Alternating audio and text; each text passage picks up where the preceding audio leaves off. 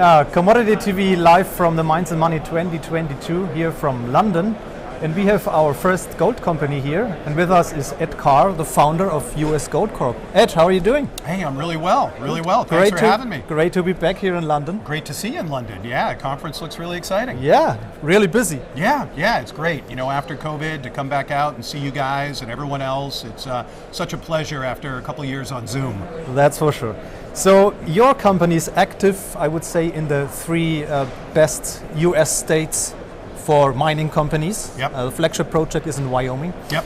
Could you just give us an insight in your company and in this flagship project, CK? Sure, yeah, be happy to. So US Gold Corp, we're a publicly traded company on the US NASDAQ under the symbol USAU. Our flagship project is called the CK Gold Project, located in the state of Wyoming, as you said.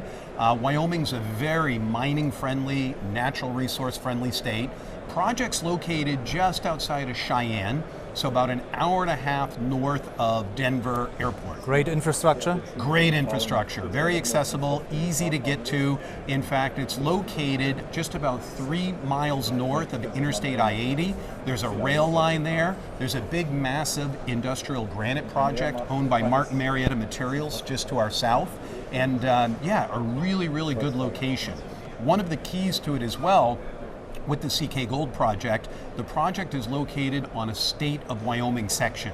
So it's state of Wyoming ground, and we have private ranch land that abuts us. Good for permitting. Very, very exciting for permitting, because it makes that permitting process, we believe, much shorter.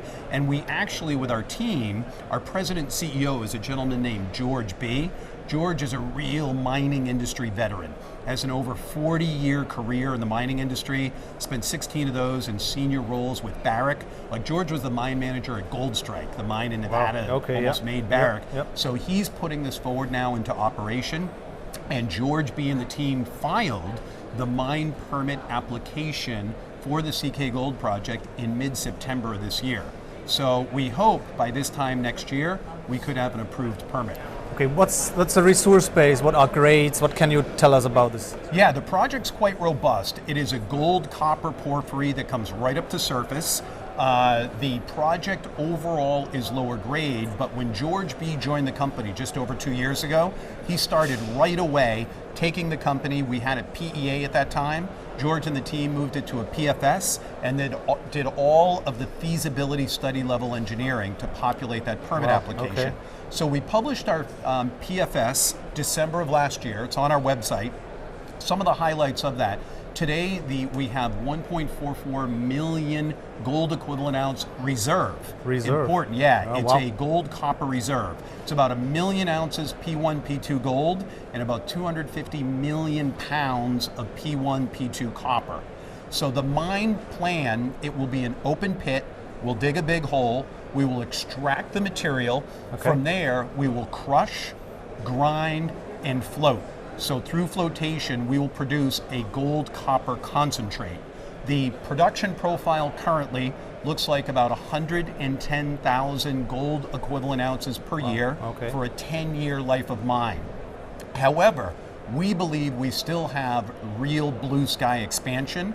We know the deposit is still open at depth. It's open as well laterally. But George B, he really wanted to put a value proposition just around the bird in the hand, you know, what we know we have today. Because George has told me that if you can't permit it, it doesn't matter. If you have 10 million ounces, if you can't get a permit. That's for sure, So we want to get the permit first and conserve our treasury, and then once we get the permit, we can always focus on additional exploration to make it bigger. The all-in sustaining cost, the AISC, is $800 an ounce. And that's very attractive. Even though it's a little lower grade overall deposit, it comes right up to surface, and we have a very low strip ratio. Overall strip ratio on this is 0.88 to 1. And there's no overburden. Some of the shovels that go into material right away are in some of our best grades and best resource right away in reserves. So it's really front end loaded for good cash flow. Okay. So the pre-feasibility study put out capital costs of around $250 million. Yeah, the PFS was 222. Okay. That number is probably a little higher with this inflationary spike. How is then financing? You seeking a partner, or how would this work? So up until this point, we've filed the mine plan permit application, and we've gotten some good visibility and feedback on that. We are just starting now. And this conference at Mines and Money is a big catalyst for us. We are meeting with a lot of the big industry funders, the mining private equity groups, the royalty companies, the streaming companies, et cetera. But of that $250 million of potential CapEx to build the mill, we think there will be some money available from the state of Wyoming itself. This could be very low interest rate industrial bonds. Then maybe one of the big groups comes in, you'd know a lot of the names that we're speaking with, and maybe be $150 million sort of like debt facility. We'll obviously need to raise a little bit of equity. And there we go. We think it's very financeable, and it could even be one company, one group that could finance this whole project. So you recently sold your Maggie Creek project to a joint venture of Barrick and Newmont. Could these be two partners where you say, hey, let's do it together with them? It could be. Obviously, George B., our CEO, very close to Barrick because it's his former employer.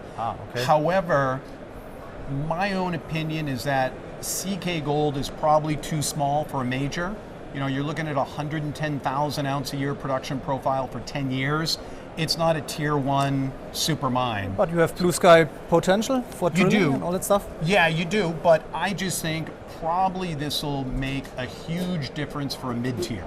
And when you look at some of the mid-tiers, especially mid-tier companies focused either in the United States on production, a little tuck-in at 110,000 ounce a year production profile with an $800 ASIC, that can really change the valuation for a mid-tier company.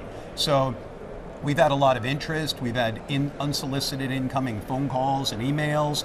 We were in, for instance, Beaver Creek and then Denver Gold in Colorado Springs in September, had meetings, and there's a lot of interest, But I think first people really want to see the company get that permit application approved. So Wyoming is very well known for uranium mines or uranium mining. Are there any gold mines there? This will be one of the very first hard rock mines. So in Wyoming, you're exactly right. Uranium, there's a lot of coal, there's trona, there's oil and gas. So they understand natural resources really well. But the CK Gold, the Copper King Gold deposit, is a little bit of a anomaly, and this will be one of the first hard rock mining projects in the greater Cheyenne area. Okay, so you are the founder of the company. So what is management holding, or you're holding in the share structure? Management and insiders, a couple of key select shareholders of the company currently own about 20%. And one of the unique things about the company is our capital structure. Being on the NASDAQ, our stock trades pretty well, but we only have approximately 8.4 million shares of common outstanding. So it's a very, very tight capitalization.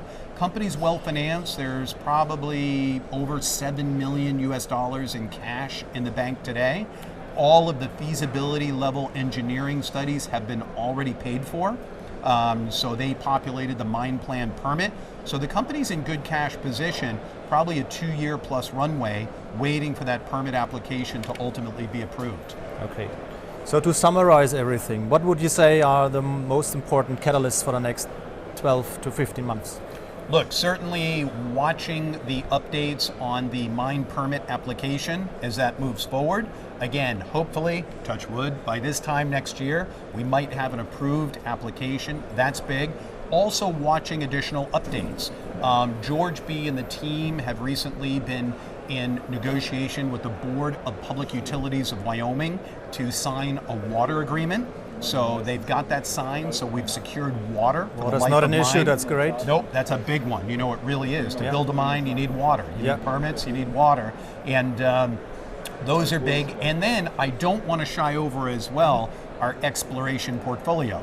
We have a big project in Nevada called Keystone, district scale on the Cortez Trend, might be a new massive discovery potential there, and we have a great project in Idaho, so we want to get out at those projects as well, sometime next year. Good. So Ed, thank you very much for your time and the insight in your company. all the best and keep all fingers crossed for the permitting process and financing, construction, etc., drilling. Good. Yeah. Thank you. Thanks. So that was Commodity TV with US Gold Corp and the founder Ed Karr, live from the Mines and Money 2022. And I would say check out the company and bye-bye from London.